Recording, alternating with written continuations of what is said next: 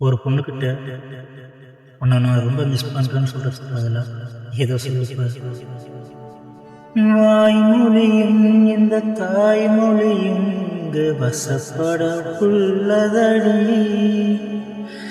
வயிற்றுக்கும் தொண்டைக்கும் உருவம் எல்லாம் ஒரு உருண்டையின் உருளுதடி.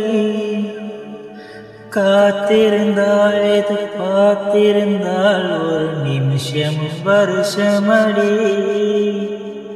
கண்களை நான் உன்னை பார்த்ததென்று ஒரு கலக்கமும் தோன்றுதடி.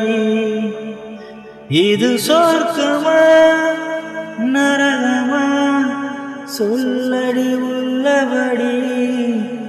நான் வாழ்வதும் இடகொண்டு போவதும் என் வாழ்க்கை உள்ளதடி.